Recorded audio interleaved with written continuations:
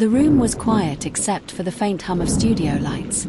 Shadows clung to the edges of the walls like old secrets. A camera blinked its red dot steadily, patient, unblinking. Robert Durst sat in the center of it all, thin hands resting in his lap, eyes drifting without focus. He wore a navy sweater, too neat for his frame, and his pale lips formed an uncertain half-smile. "Ready to begin?" the filmmaker asked.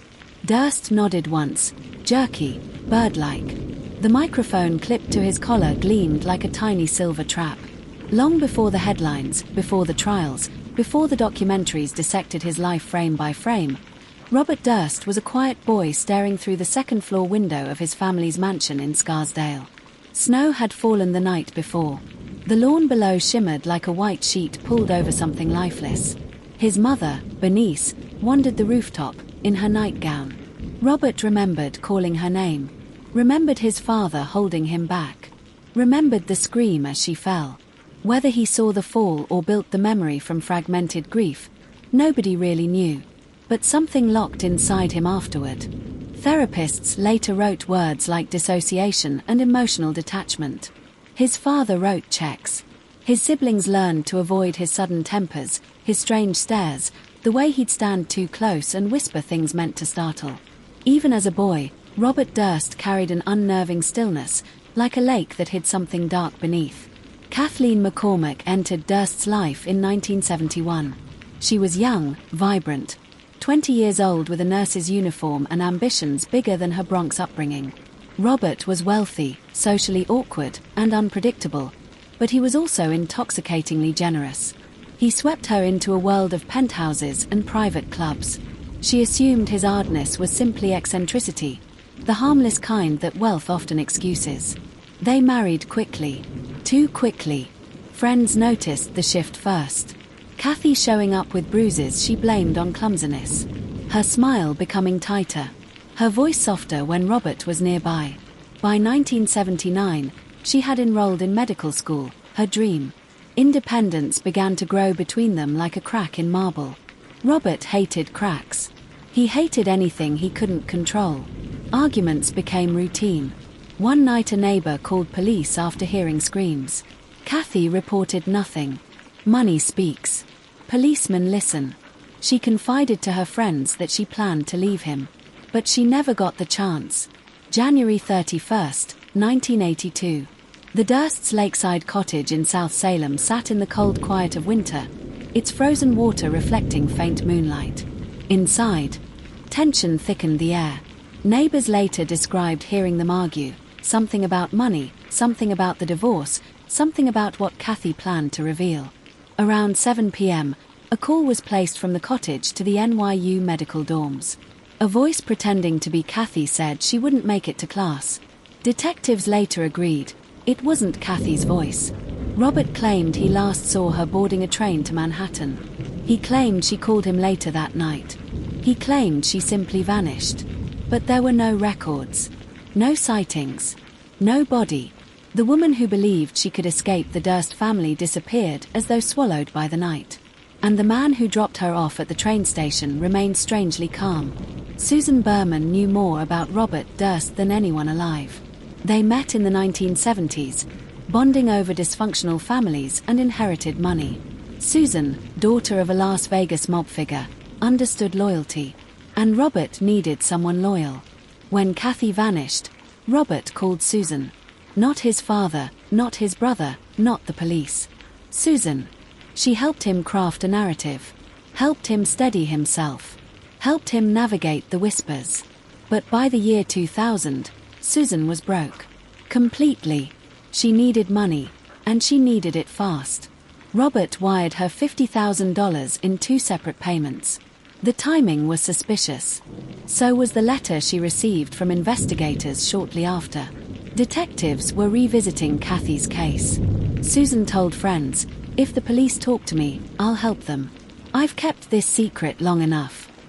That was the last time anyone heard her voice. When police entered Susan Berman's small Los Angeles home on Christmas Eve 2000, they found her lying on her back near the entrance. Execution style. 1 bullet to the head. No sign of forced entry. She knew her killer. In the mailroom of Beverly Hills PD, a letter was waiting, addressed in shaky handwriting. Cadaver. Beverly was misspelled as Beverly. Years earlier, Robert Durst had sent Susan a letter using the same misspelling. The B shape. The slanted R. The spacing. All but identical. The police suspected him. But suspicion is not evidence. Susan's death became another cold case. Meanwhile, Robert Durst, eccentric millionaire, grieving friend, widower without a widow, slipped into the shadows again. In late 2000, Robert shaved his head, altered his posture, and disguised himself as a mute older woman named Dorothy Senior. It was strange even for him. He rented a cheap apartment in Galveston, Texas. The air smelled of salt and diesel. His neighbor, an abrasive old man named Morris Black, watched him with suspicion. Their relationship was a fuse waiting for a spark. And in September 2001, the spark ignited. Police were alerted when garbage bags floated to the surface of Galveston Bay, filled with dismembered body parts. The head was missing. Fingerprints identified the victim. Morris Black. Robert confessed to cutting up the body. He insisted Morris had pulled a gun on him. That they struggled.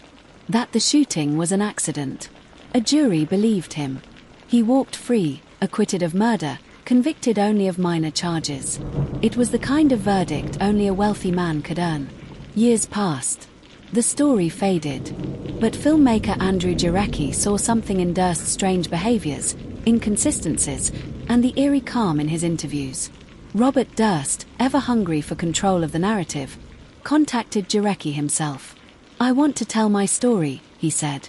The team set up the interview room, clean, cold, sterile. A place where truth felt possible, even if improbable. Durst arrived with suitcases of documents, eager to explain himself. But every explanation opened another crack. Every detail contradicted an earlier detail. Every calm smile felt plastered over panic. The filmmakers didn't just capture a story. They captured a man unraveling slowly. One day, during production, the team made a discovery. The envelope Susan Berman received from Robert years prior contained his handwriting and the same misspelling, Beverly. They placed it side by side with the anonymous cadaver letter. Durst stared at the comparison. His eyes fluttered. His breathing changed. "You're caught," Jarecki whispered internally. Durst mumbled an explanation, none of it coherent. For the first time, he seemed genuinely afraid. The interview ended. Durst excused himself to the restroom. He forgot one thing. His MIC was still on. The audio was muffled. The sink was running. Papers rustled. And then, like a confession whispered to the walls themselves, came the words. "There it is, you're caught. What the hell did I do? Killed them all, of course." Chills rippled through the editing room. Was it sarcasm? A nervous joke? A real confession? The team didn't know. But they knew who needed to hear it. They handed everything to law enforcement. This time, the walls around Robert Durst began to close in. March 14, 2015. Robert Durst was arrested in New Orleans at a hotel with a fake ID, $42,000 in cash, maps, and a revolver. He claimed he was planning to attend a wedding. Investigators believed he was planning to flee the country. With the Jinx airing nationwide, the timing felt deliberate, almost poetic. For the first time in his life, Robert faced trial for a murder he couldn't outrun. His body was frail, his voice weaker, but his eyes, those drifting, searching eyes, remained the same. The courtroom was packed. The air hummed with tension. Prosecutors laid out a timeline nearly 40 years long. Kathy's disappearance. Susan's silence. The money transfer. The cadaver letter. Durst's bizarre flight to Galveston. The hot MIC muttering. Piece by piece, the puzzle came together. His defense argued he was misunderstood. His odd habits were due to Asperger's, his mutterings were nonsense, his actions misinterpreted. But the jury listened to the tape, the raw, chilling bathroom audio. Durst watched the jurors' faces. Watched the truth settle in.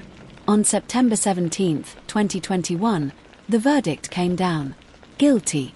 After decades of evasion, manipulation, and luck, Robert Durst faced his first true consequence: a lifetime sentence. 4 months later, New York finally charged him with the murder of Kathy Durst, something her family had waited nearly 40 years to hear. The ghosts were rising, the truth catching up.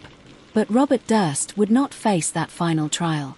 On January 10, 2022, he died in prison at 78 years old. Kidney failure, cardiac arrest. The man who had slipped through the cracks of justice for half a century finally met an exit he could not escape. Even after his death, the story wouldn't rest.